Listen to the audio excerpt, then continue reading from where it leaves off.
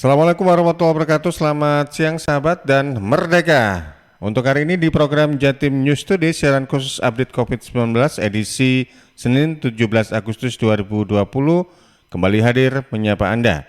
Dan sudah ada 5 reporter yang nanti akan memberikan informasinya seputar percepatan penanganan COVID-19 di wilayahnya masing-masing. Untuk sesi pertama nanti kita akan bergabung via Zoom dengan reporter dari Suara Sidoarjo dan Persada FM, kemudian via audio bersama reporter dari Suara Madiun, Mardika FM, dan juga sama masih dengan Mardika FM Kota Blitar. Baik, sekarang kita ikuti program Jatim News Today siaran khusus update COVID-19. Rangkuman kabar update penanganan COVID-19 untuk regional Jawa Timur segera sahabat simak dalam update COVID-19. Informasi pertama bersama Billy Patopoy dari LPPL Suara Sidoarjo, Rumah Sakit Islam RSI Siti Hajar, Kabupaten Sidoarjo, laksanakan upacara menggunakan APD alat pelindung diri. Silakan Bill. Baik Panji dan seluruh sahabat pendengar Jawa Timur, pagi tadi seluruh dokter, perawat, dan staf dan juga semua pegawai Rumah Sakit Siti Hajar Sidoarjo memperingati upacara bendera Hari Kemerdekaan ke-75 Republik Indonesia di halaman rumah sakit pada jam 7 pagi dengan cara yang lebih spesial. Untuk gelaran upacara HUT Kemerdekaan ke-75 hari ini, para pegawai di Rumah Sakit Siti Hajar, baik dokter maupun perawat, juga menggunakan pakaian alat tenaga medis penanganan pasien COVID-19. Seperti disampaikan oleh Dr. Hidayatullah, Direktur Utama Rumah Sakit Islam Siti Hajar Sidoarjo, yang tadi juga bertindak sebagai inspektur upacara. Semua peserta menggunakan hazmat dan APD lengkap juga dengan face shield, termasuk petugas pengibar bendera, pembaca Undang-Undang Dasar 1945, dan juga inspektur yang membaca teks proklamasi. Setelah upacara, semua tenaga medis juga langsung menjalankan tugasnya masing-masing dengan tetap menggunakan hazmat dan APD berwarna merah putih yang digunakan selama upacara. Menurut Hidayatullah, inspirasi kegiatan ini adalah Hari Kemerdekaan di tengah pandemi COVID-19 yang saat ini di Kabupaten Sidoarjo, baik Provinsi Jawa Timur juga nasional, masih sedang berlangsung.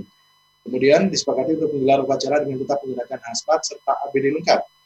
Hazmatnya sendiri dipesan sejak bulan lalu, berjumlah 2.000 hazmat dengan motif merah putih.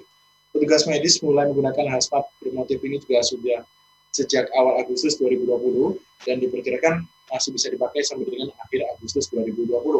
Sementara itu, peserta juga mengaku merasakan panas yang luar biasa selama upacara berlangsung dengan memakai baju hazmat yang tidak sampai 2 jam ini. Tapi setelah upacara langsung menjalankan tugasnya masing-masing dengan tetap penuh semangat.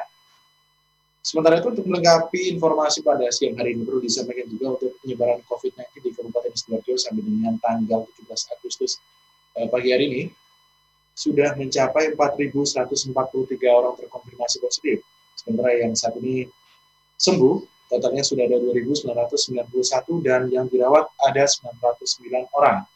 Untuk yang terkonfirmasi meninggal saat ini jumlahnya setelah kemarin ada penambahan 15 korban, sejumlah 243 secara total. Demikian saya Billy Patopoy melaporkan untuk Suara Sidoarjo kembali ke Panji di studio. Ada Risma Erina dari Persada FM Kabupaten Blitar, tenaga kesehatan kontak erat pasien positif virus corona, Puskesmas Sutojayan Kabupaten Blitar, tutup sementara sampai 18 Agustus 2020. Risma?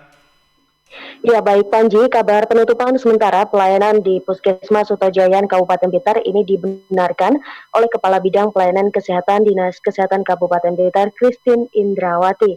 Penutupan sementara untuk dilakukan general cleaning ini dimulai pada Sabtu hingga Selasa atau 15 hingga 18 Agustus 2020. Ia menjelaskan penyebab ditutupnya pelayanan bukan karena ada tenaga kesehatan yang terkonfirmasi positif virus corona, namun sejumlah tenaga kesehatan kontak erat dengan pasien positif virus corona dari Dinas Kesehatan, di mana saat itu yang bersangkutan sempat melakukan kegiatan yang cukup lama di Puskesmas Sutojayan untuk menyiapkan rumah isolasi. Ia menuturkan semua tenaga kesehatan di Puskesmas Sutojayan yang jumlahnya sekitar 16 orang ini sudah dilakukan swab test pada 14 Agustus 2020 kemarin, namun hingga kini hasilnya belum keluar. Ia menambahkan general cleaning ini perlu dilakukan untuk memastikan bahwa Puskesmas Sutojayan steril. Harapannya semua petugas kesehatan tidak ada yang terkonfirmasi virus corona. Demikian saya Risma Erina dari LPPL, Radio Persada FM Kabupaten Blitar melaporkan untuk Jatim News Today. Bergeser menuju ke Realita FM Pamekasan, ada Arifin, pelaksanaan upacara bendera HUT RI ke-75 di Kabupaten Pamekasan, patuhi protokol kesehatan. Arifin.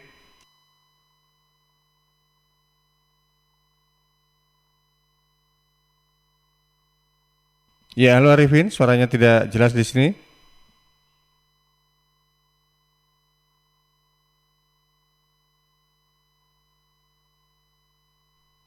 Baik, sepertinya masih ada kendala untuk bergabung dengan Arifin dari LPPL Realita FM Pamekasan.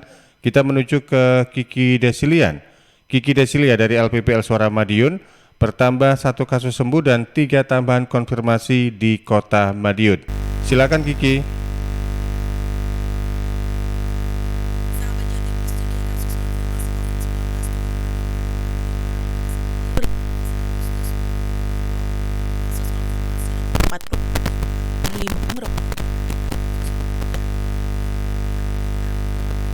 Baru.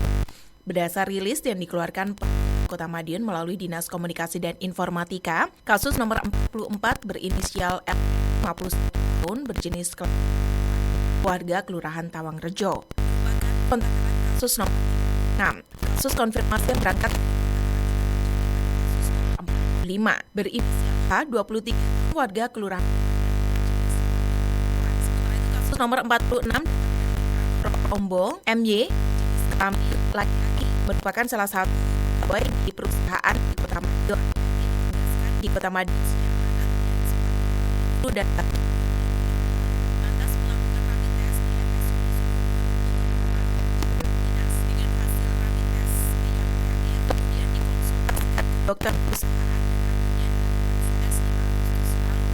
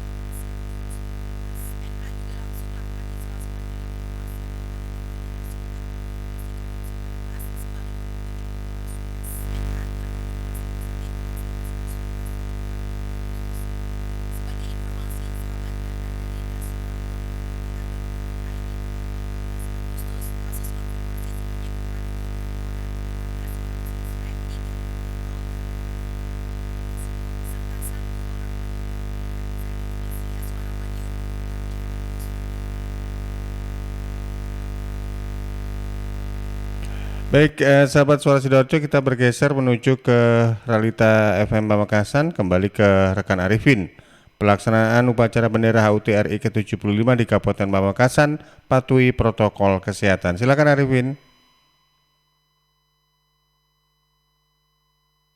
Baik, terima kasih Panji Harto.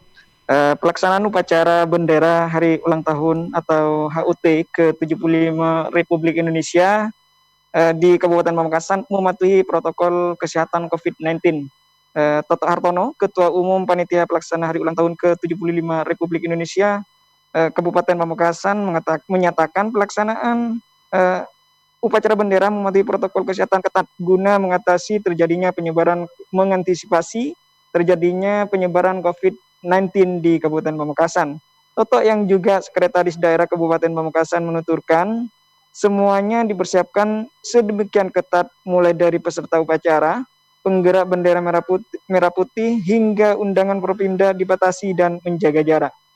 Sebagai informasi, berdasarkan peta sebaran COVID-19 Kabupaten Pamekasan, pasien terpapar COVID-19 mencapai 263, namun 213 dinyatakan sembuh, 23 orang dalam perawatan dan 27 orang lainnya meninggal dunia.